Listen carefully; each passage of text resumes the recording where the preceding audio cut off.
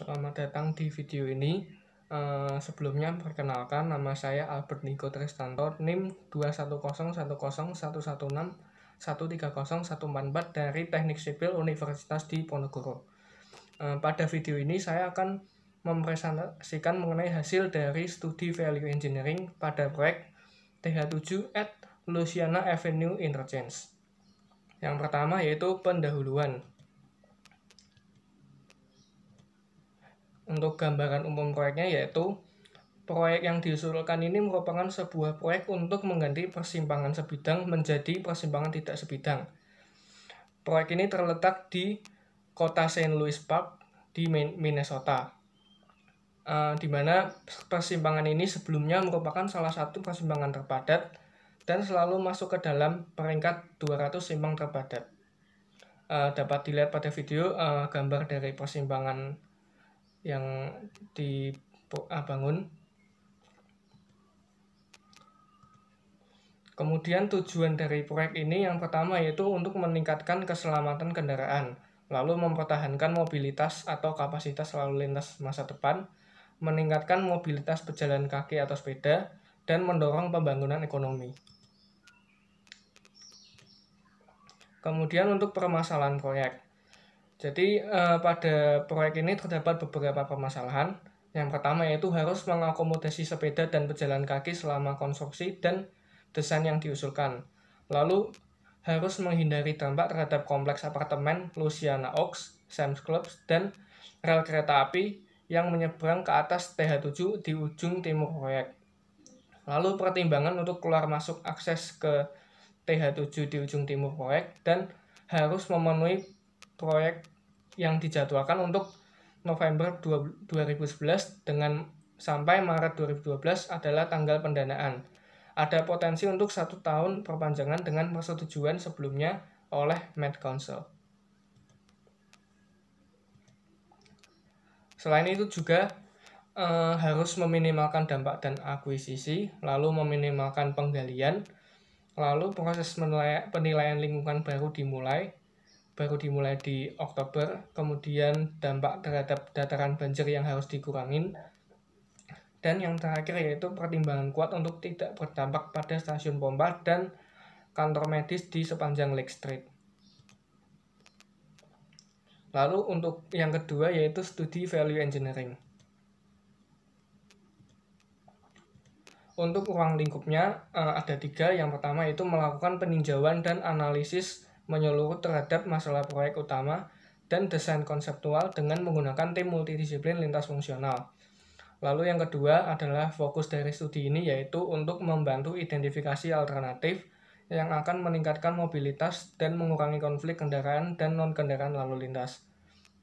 Sedangkan yang ketiga yaitu alternatif yang akan meminimalkan dampak terhadap perkembangan yang ada dan meningkatkan peluang untuk pengembangan atau pembangunan di masa depan.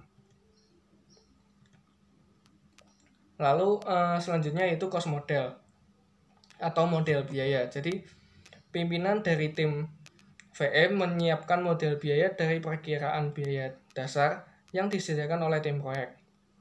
Model ini disusun untuk mengidentifikasi elemen konstruksi utama atau kategori perdagangan, perkiraan biaya perancang, dan persentase biaya total dari proyek untuk item biaya yang signifikan. Model biaya dengan jelas menunjukkan item pekerjaan mana yang memiliki biaya yang lebih tinggi atau yang paling tinggi sehingga memungkinkan memiliki peluang untuk dapat dilakukan analisa agar dapat dilakukan penghematan.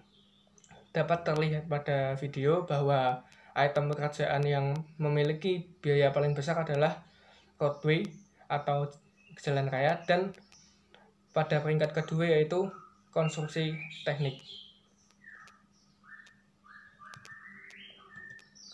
Lalu selanjutnya yaitu analisis fungsi.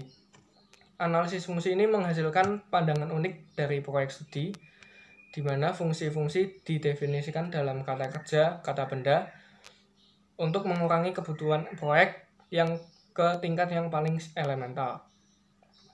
Identifikasi fungsi elemen desain utama proyek memungkinkan pertimbangan yang lebih luas tentang cara alternatif untuk menyelesaikan fungsi.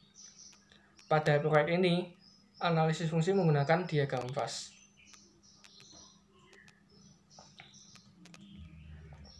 Diagram fast sendiri berfungsi untuk mengatur fungsi-fungsi dalam urutan logis. Diagram fast untuk proyek ini memperlihatkan move people sebagai fungsi dasar dan fungsi sekundernya yaitu access train, access transit, provide connectivity, guide people, dan give shelter.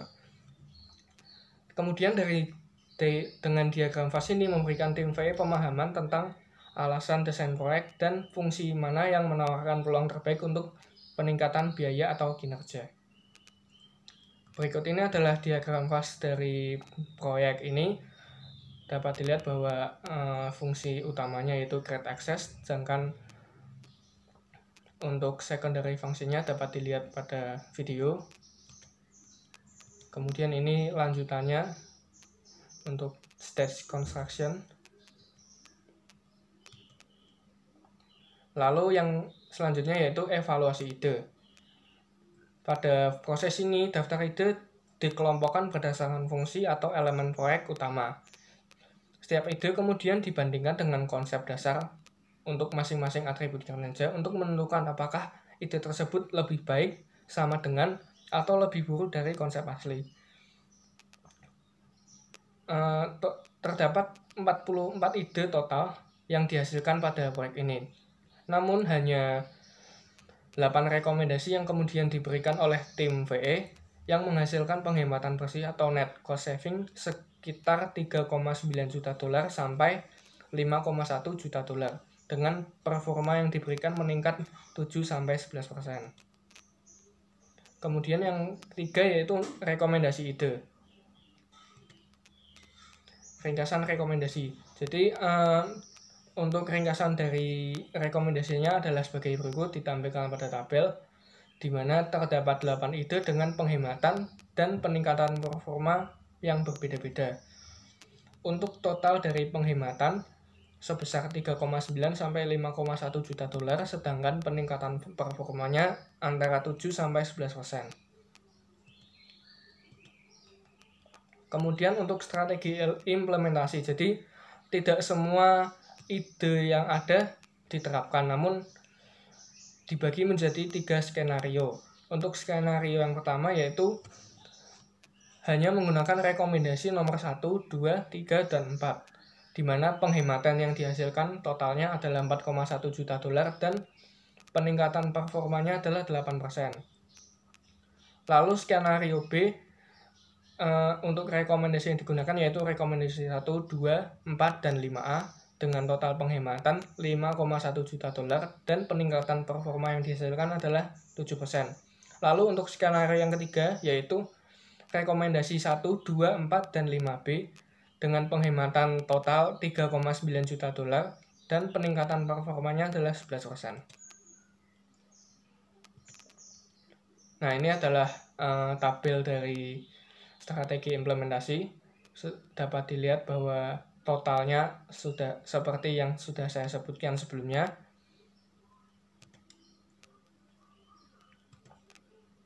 Kemudian pertimbangan desain.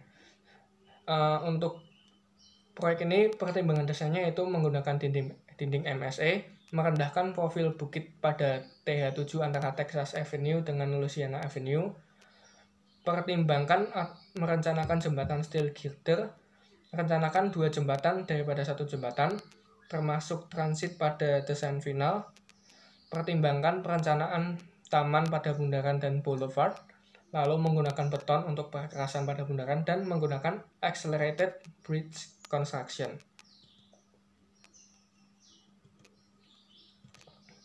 Kemudian manajemen lalu lintas. Jadi pada saat proyek ini dilaksanakan tentunya diperlukan upaya manajemen lalu lintas supaya tidak terjadi kemacetan yang tentunya akan merugikan bagi persimpangan tersebut dan juga bagi yang melewati area tersebut.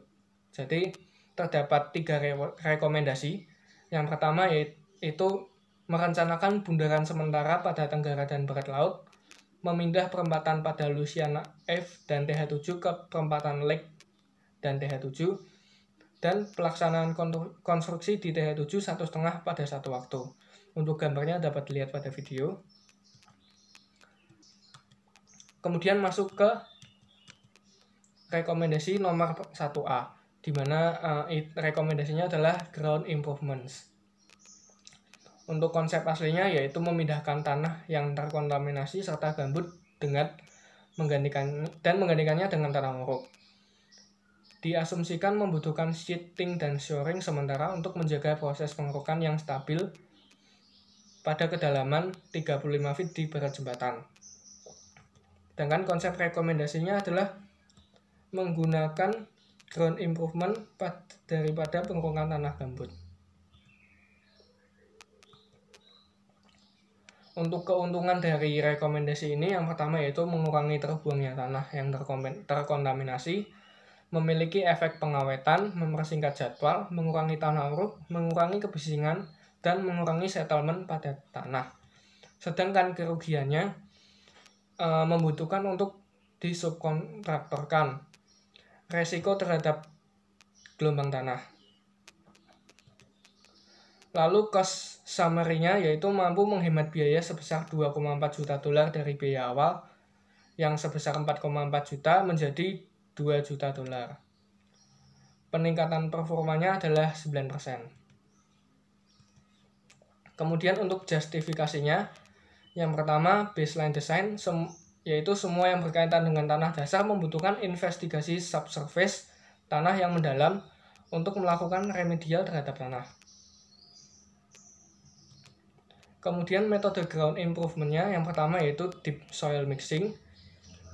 Metode ini memiliki resiko pada tanah yang memiliki pH yang rendah, namun memiliki tingkat polusi suara yang lebih rendah dibandingkan dengan pekerjaan tiang pancang. Kemudian yang kedua yaitu stone column.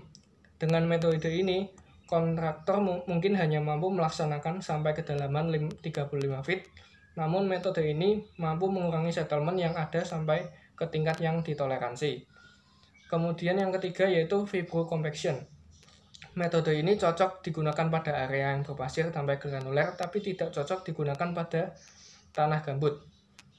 Kemudian yang keempat yaitu dynamic deep compaction, di mana metode ini digunakan pada daerah yang memiliki kepadatan yang rendah dan tidak dianjurkan untuk tanah organik.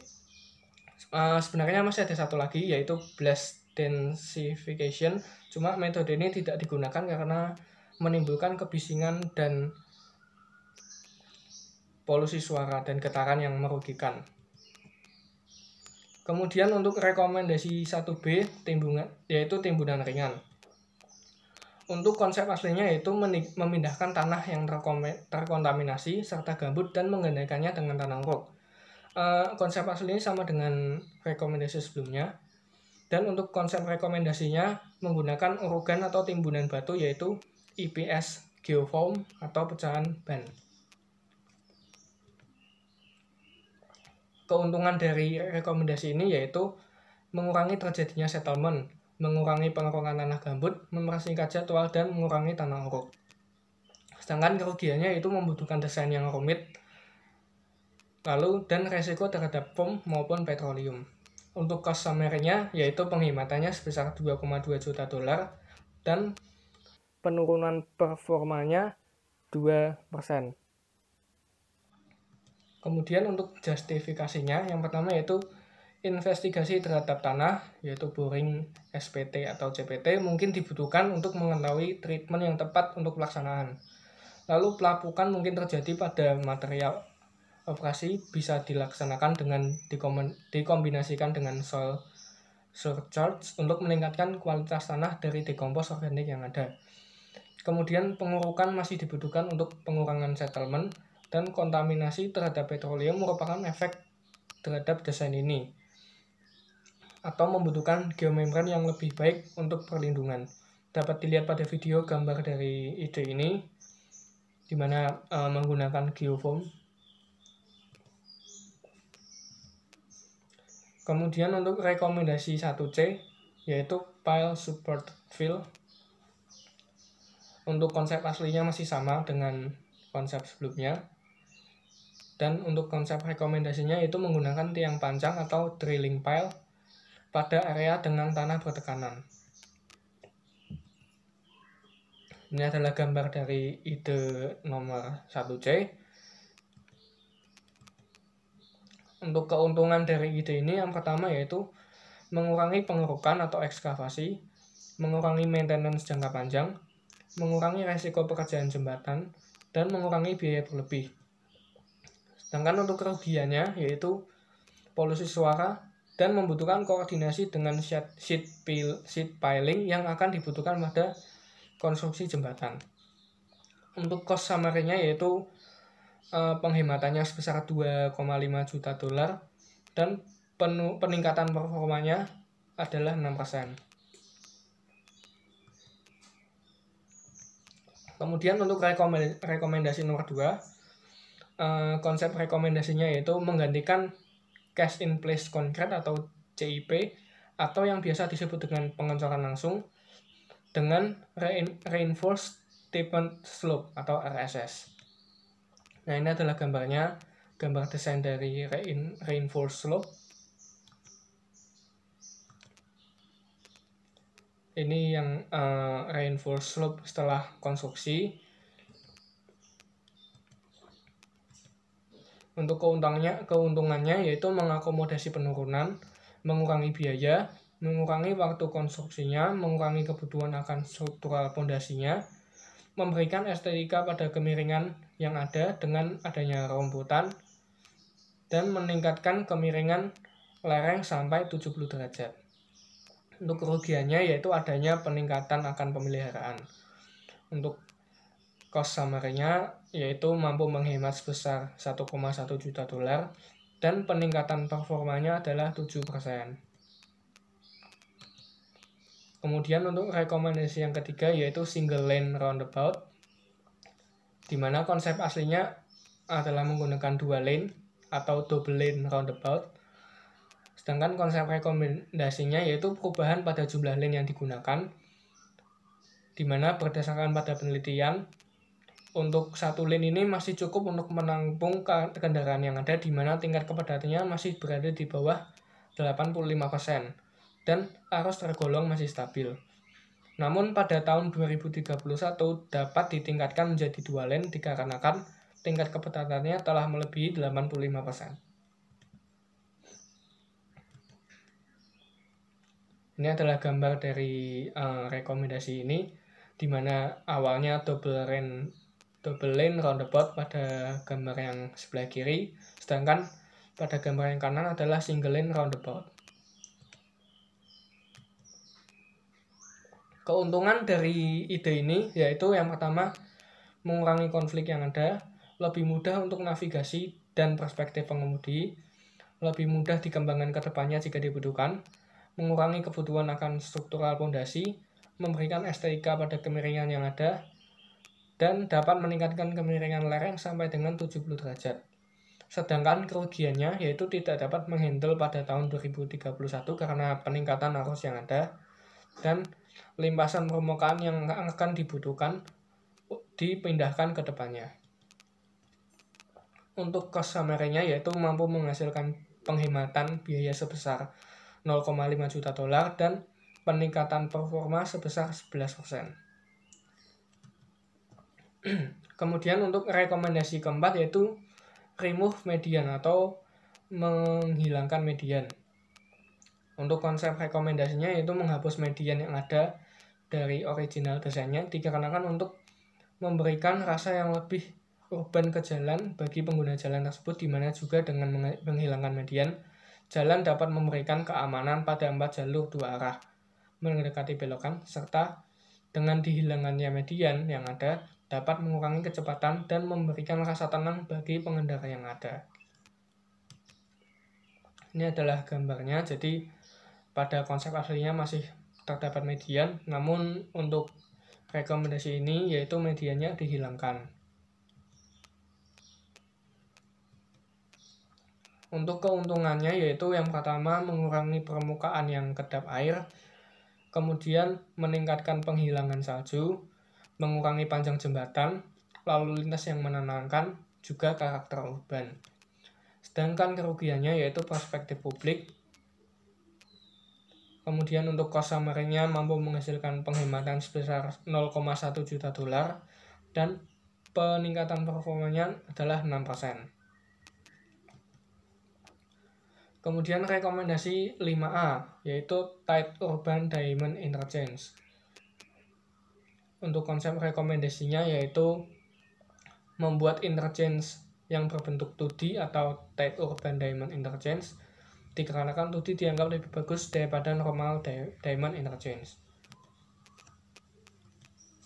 Keuntungannya, jejak proyek keseluruhan yang lebih kecil, pengaruh yang lebih sedikit terhadap bisnis, desain ramu meningkat, operasi lalu lintas meningkat, ekspektasi pengemudi meningkat, dan akan sesuai dengan jalan existing saat ini. Dengan kerugiannya yaitu meningkatkan konflik setelah roundabouts, dapat terpengaruh akibat apartemen. Untuk cost summary-nya yaitu mampu menghemat sebesar $1,5 juta, dan peningkatan performanya adalah 7%.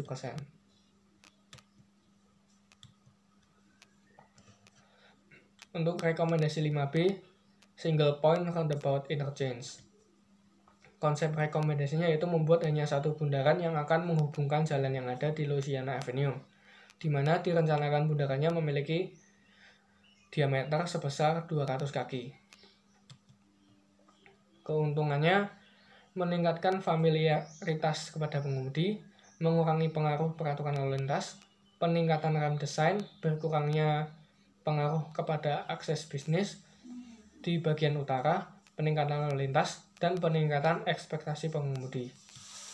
Sedangkan kerugiannya yaitu membutuhkan